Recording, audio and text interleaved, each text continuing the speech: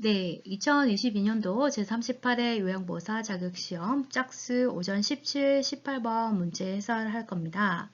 자, 스마트 TV나 화면이 큰 컴퓨터로 이 영상을 보시면 더 도움이 되시겠습니다. 자, 책 내용을 제가 첨부하기 때문에 글씨가 좀 작긴 하거든요. 만약에 잘 보이시지 않는다면 귀를 쫑긋하시고 잘 들으시고 꼭 5월의 시험에 합격하는 데 도움이 되시길 바랍니다. 나름 저도 힘들게 만들었으니까 열심히 봐주시고 좋아요, 구독도 잊지 마시고 눌러주시기 바랍니다. 자, 그럼 시작해 볼까요? 네, 17번 문제풀이 하도록 하겠습니다. 감염 예방을 위한 요양보호사의 자가관리 방법으로 옳은 것은 1번 손으로 입을 가리고 기침을 한다. 2. 독감 예방 접종은 6개월마다 받아야 한다. 3. 결핵 진단 검사는 3개월마다 받아야 한다. 4. 임신한 경우 풍진 감염 대상자와 접촉하지 않는다. 5. 노로바이러스에 감염되면 가운을 입고 업무를 계속한다. 자, 감염 예방을 위한 요양보호사의 자가관리 방법으로 옳은 것은 4번 임신한 경우 요양보호사가 임신한 경우 풍진 감염 대상자와 접촉하지 않는다가 정답입니다. 자, 나머지 보기는 책 내용을 살펴보면서 짚어보도록 하겠습니다. 책 페이지 119페이지 요양보호 개론 인권과 직업윤리에 보면 2번 요양보호사의 감염 예방이라고 있습니다. 요양보호사는 감염으로부터 대상자뿐만 아니라 요양보호사 자신도 보호할 수 있어야 한다. 감염 경로를 사전에 차단하여 감염이 일어나지 않도록 해야 한다. 일반적 감염 예방. 자, 여기 2번이 되어 있죠? 1번에는 기관이 감염에 대처해야 할 일이 있고요. 이 시험 문제는 요양보호사의 자가관리이기 때문에 2번 요양보호사가 할 일에 대해서 떼어놨습니다. 1번 요양보호사가 감염된 경우 대상자에게도 전염될 수 있으므로 대상자와 접촉하지 않는다. 자, 이거는 요양보호사가 감염된 경우고 문제는 감염 예방을 위한 겁니다. 그래도 계속 읽어볼게요.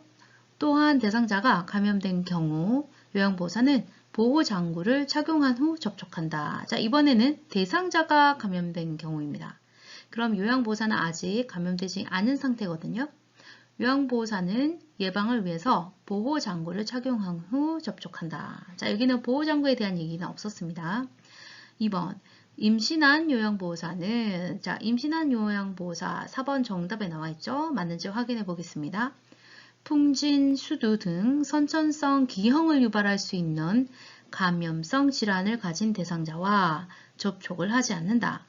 자, 이 말은 풍진이나 수두 등은 선천성 기형을 유발할 수 있는 감염성 질환이라고 합니다. 그렇기 때문에 이런 질환을 가진 대상자와 접촉을 하면 안 된다는 거죠. 그러면 산모와 아이에게 문제가 발생할 수 있기 때문입니다. 따라서 답은 임신한 경우 풍진 감염 대상자와 접촉하지 않는다가 정답입니다. 자, 3번 손을 자주 씻는다. 4번 개인 위생을 철저히 하고 적절한 소독법을 시행한다 입니다. 요양보호사는 직업이 직업인 만큼 직업성 감염 질환을 겪게 될 수 있죠. 자, 직업성 감염 질환이란 책에는 작게 나와 있는데 확대시켰습니다. 업무 중 박테리아, 바이러스, 곰팡이 등 생물학적 위험 요인에 노출되어 발생하는 질환을 직업성 감염 질환이라고 한다라고 되어 있습니다. 자, 나와 보실게요. 요양보호사에게 흔한 감염성 질환 예방. 요양보호사는 감염성 질환을 앓고 있는 대상자와 직접 접촉하거나 감염력이 있는 물질에 접촉할 가능성이 많기 때문에 다양한, 여기 화면에 잘 보이지 않죠? 스캔을 받아서 잘 보이지 않습니다. 직업성 감염 질환에 걸리기 쉽다. 자, 그죠? 직업 때문에 감염 노출이 심하죠. 감염이 더 이상 전파되지 않도록 주의해야 한다. 그래서 기침을 하는 데 있어서 휴지나 손수건으로 입과 코를 가리고 손이 아닌 옷소매로 입과 코를 가린다. 손으로 가리면 안 된다고 했습니다. 손에 그 오염물질이 또 다른 곳으로 전염을 시킬 수 있겠죠. 그래서 여기 보기 1번 보시면 손으로 입을 가리고 기침을 한다가 틀렸습니다. 손으로 입을 가리지 않고 옷소매로 입과 코를 가린다. 3번 기침 후 비누로 흐르는 물에 30초 이상 손 씻기를 한다 라고 되어 있습니다. 자, 다음 120페이지 보도록 하겠습니다. 자, 오른쪽만 변했습니다. 요양보사의 감염 예방. 자, 결핵이 있습니다. 결핵의 관리법만 자가관리 방법으로 발제했습니다. 1. 요양보사는 결핵 예방을 위해 술과 흡연은 금하고 충분한 영양 상태와 면역력을 유지하여 건강하도록 몸 관리를 잘해야 한다. 2번 결핵에 걸린 대상자와 접촉했을 때는 병원 또는 보건소를 방문하여 결핵 감염에 대한 검사를 받아야 한다. 자, 검사를 언제 받아야 하냐면 결핵에 걸린 대상자와 접촉했을 때에 병원 또는 보건소를 방문하여 결핵 감염에 대한 검사를 받는다라고 되어 있죠. 그래서 결핵 진단 검사는 3개월마다 받는다. 이건 아니겠죠? 3번 2, 3주 이상의 기침, 발열, 체중 감소, 수면 중, 식은땀 등의 증상이 나타날 경우 가까운 의료기관에서 반드시 결핵 검사를 받는다. 4번 결핵균에 감염된 사람이 대화, 기침 또는 재채기를 할 때 결핵균이 섞인 미세한 가래방울이 일시적으로 공기 중에 떠있게 되는데 주위 사람들이 숨을 들이쉴 때 그 공기와 함께 폐 속으로 들어가 감염된다. 따라서 결핵이 의심되는 대상자를 돌볼 때는 보호장구, 마스크, 장갑 등을 착용해야 한다. 자, 우리 이번 코로나랑 같은 현상이죠. 5번 결핵은 호흡기를 통하여 감염되므로 결핵에 걸린 대상자가 사용하는 물건을 함께 쓰는 것은 괜찮다. 호흡기를 통해 감염되기 때문에 대상자가 사용한 물건을 함께 쓰는 것은 괜찮다고 합니다. 자, 대상자를 돌볼 때는 신체적인 접촉 같은 걸 할 때는 보호장구, 마스크, 장갑 등을 착용해야 한다고 하고요. 결핵에 걸린 대상자가 사용하는 물건을 함께 쓰는 것은 괜찮다고 합니다. 6. 결핵균은 건조한 상태에서도 오랫동안 살 수 있고 강한 산이나 알칼리에도 잘 견디는 특성이 있으나 끈질기네요. 햇빛에 약해서 단 열에 약하다고 합니다. 햇빛에 약해서 직사광선을 쪼이면 수분 내에 죽는다. 그래서 아마 그 코로나도 더운 지방, 열이 좀 많은 지방, 온도가 높은 지방에서는 덜 발생한다고 했던 게 아마 이런 부분에 있어서이지 않을까 싶네요. 따라서 침구 등을 일광 소독하는 것이 중요하다. 햇빛에 바짝 소독하는 게 중요하다는 거죠. 그리고 뜨거운 물 세탁도 매트리스 경우는 뜨거운 물 세탁을 해야 한다고 합니다. 다음 넘어가. 네, 121페이지, 122페이지 책 참고하도록 하겠습니다. 독감, 인플루엔자 있죠? 자, 독감 보기 2번에 독감에 대한 내용이 있습니다.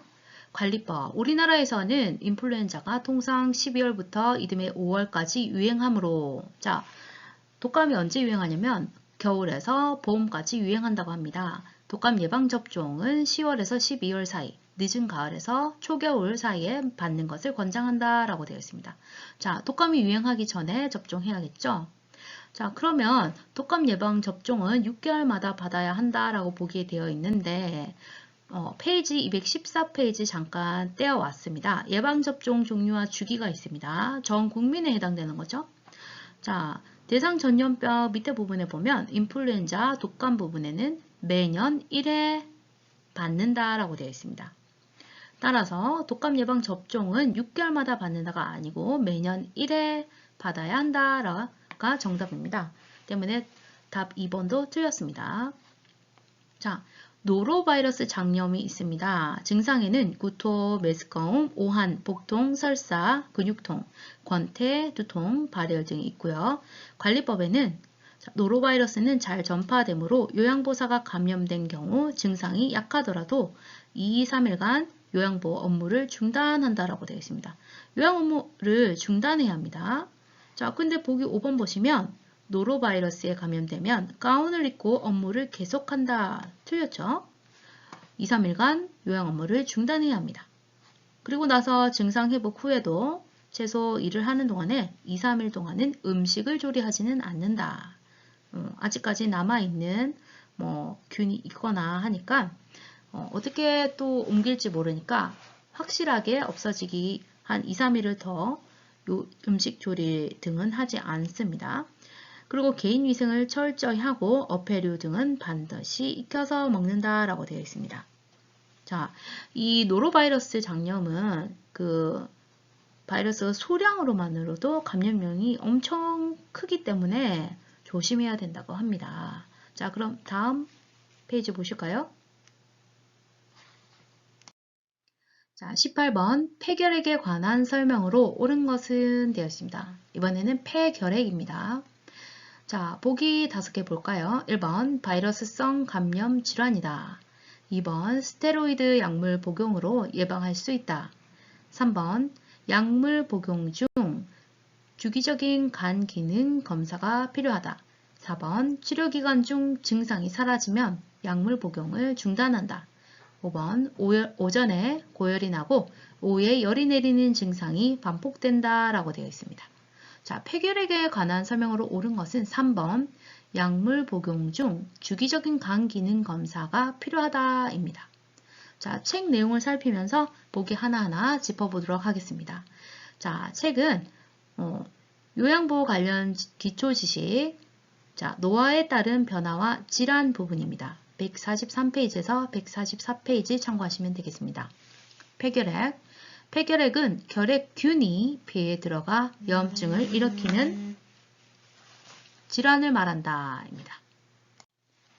자, 폐결핵은 균에 의해서 염증을 일으키는 질환이죠. 그래서 바이러스성 감염 질환은 아닙니다. 1번은 틀렸죠? 자, 관련 요인, 결핵균의 호흡기 감염, 그죠? 균의 감염이다. 알코올 또는 약물이 중독됐을 때, 알코올 또는 약물 중독일 때 폐결핵이 생길 수 있다. 영양 부족 등으로 인한 면역력의 저하. 자, 잘 못 먹거나 영양이 흡수가 덜 돼서 면역력이 저하되면 폐결핵에 걸릴 수가 있다고 합니다. 당뇨병, 악성 종양, 만성 신부전. 만성 신부전은 이제 콩팥 같은 게 안 좋은 거죠. 이런 등과 같은 만성 질병이 악화될 경우에 폐결핵에 감염될 수 있다. 그죠? 자, 5번 스테로이드와 같은 면역 억제제를 사용했을 때 폐결핵 질환을 일으킨다라고 되어 있습니다. 스테로이드와 같은 면역 억제제를 사용했을 때입니다. 자, 사용했을 때 이 염증이 발생한다고 했습니다. 2번 보기 보겠습니다. 스테로이드 약물 복용으로 예방할 수 있다. 아니죠. 예방이 아니라 스테로이드 약물 복용으로 폐결핵이 발생할 수도 있다라고 해야 합니다. 그래서 2번도 틀렸습니다. 자, 증상에는 초기에는 대부분 무증상이다가 흉부 방사선 촬영 엑스레이에서 우연히 발견되는 경우가 많음. 2번 2주 이상의 기침과 흉통. 3번 오후에 고열이 있다가 늦은 밤에 식은 땀과 함께 열이 내리는 증상이 반복된다. 자, 보기 5번 보실까요? 오전에 고열이 나고 오후에 열이 내리는 증상이 반복된다 라고 되어 있죠. 오전에 고열 틀렸죠? 책에 보시면 오후에 고열이 있다가 자, 오후에 고열이 있으니까 오후에 열이 내리는 증상이다. 이것도 틀렸죠? 따라서 5번 답은 틀렸습니다. 책에 보시면 오후에 고열이 있다가 늦은 밤에 식은땀과 함께 열이 내리는 증상이 반복된다 라고 되어 있습니다. 4번 피로감, 식욕부진, 체중 감소, 무기력감, 점액성 화농성 혈액성 가래, 농흉 및 객혈이 나고 호흡곤란과 흉막염 등의 합병증이 생긴다 라고 되어 있습니다. 자, 치료와 예방은 1. 결핵약을 제대로 복용하는지 주의 깊게 관찰해야 한다. 자, 제대로 복용하는지 주의 깊게 관찰한다는 것은 이 약 복용이 굉장히 중요하다는 얘기겠죠? 2번 약물 투여로 인한 위장장애, 홍조, 피부 발진, 가려움증, 발열 같은 부작용을 관찰한다. 부작용이 생기기도 하나 봅니다. 3번 주기적으로 간 기능 검사와 객담 검사를 한다라고 되어 있습니다. 3번 보시겠습니다. 약물 복용 중 주기적인 간 기능 검사가 필요하다. 맞죠? 책에도 주기적으로 간 기능 검사와 객단 검사를 받는다라고 되어 있습니다. 따라서 3번 약물 복용 중 주기적인 간 기능 검사가 필요하다는 옳은 설명이겠죠. 4번 결핵은 감염성이 있으므로 흉부 방사선 촬영, 엑스레이 검진, 가래 검사를 해서 조기에 발견해야 한다. 다른 사람에게 감염되지 않도록 기침 예절을 지킨다 라고 되어 있습니다. 자, 따라서 폐결핵에 관한 설명으로 옳은 것은 3번 약물 복용 중 주기적인 간 기능 검사가 필요하다입니다. 자, 하나만 더 보고 갈까요? 책에 보시면 꼭 알아두기가 있습니다. 폐결핵 치료를 위한 약물 복용. 항결핵제는 여러 가지고 약의 양이 많고 복용 기간이 비교적 길다. 처방된 항결핵제는 자의로 스스로 중단하거나 줄여서 먹으면 안 된다. 그죠? 자, 4번 보시면 치료 기간 중 증상이 사라지면 그죠? 약물 복용을 중단한다. 이거는 그 처방이 아니라 자기 스스로 치료 기간 중 증상이 사라져서 약물 복용을 중단한다라는 겁니다. 근데 자의로 중단을 하거나 줄여서 먹으면 안 된다고 되어 있습니다. 처방된 기간에 충실하게 약을 복용하는 것이 결핵 완치의 유일한 방법이다 라고 되어 있으니 그 기간 동안에는 충실하게 끝까지 잘 복용해야 하는 게 옳은 방법입니다. 항결핵제를 불규칙적으로 먹거나 임의로 중단하면, 자, 여기도 임의로 중단하면 나오죠? 약제 효과가 미치지 않는 균들이 살아남아, 자, 균들 중에서 약 효과가 이렇게 미치지 않아서 아직까지 어디선가 살아있는 균들이 있다고 하죠. 그 살아남아 있는 균들이 몸에서 활발하게 증식하게 되어 치료가 실패로 돌아가고 결핵이 더욱 악화되게 된다. 자, 그래서 폐결핵 관련돼서는 보기 한 번 더 정리하면 1번 바이러스성 감염 질환이 아니라 균에 의한 감염 질환이고 스테로이드 약물 복용으로 예방할 수 있는 게 아니라 스테로이드 약물 복용으로 인해서 폐결핵이 발생할 수도 있다. 자, 3번 약물 복용 중 주기적인 간 기능 검사가 필요하고 4번 치료기간 중 증상이 사라지더라도 약물 복용을 중단해서는 안 된다 라고 기억하셔야 합니다. 자, 오후에는 고열이 나고 오전이 아니고 늦은 밤에 열이 내리는 증상이 반복되기 때문에 여기 오후도 틀렸다고 보시면 됩니다. 자, 오늘도 열심히 공부하시고 화이팅 하시기 바랍니다. 좋아요와 구독 꼭 눌러주세요. 화이팅!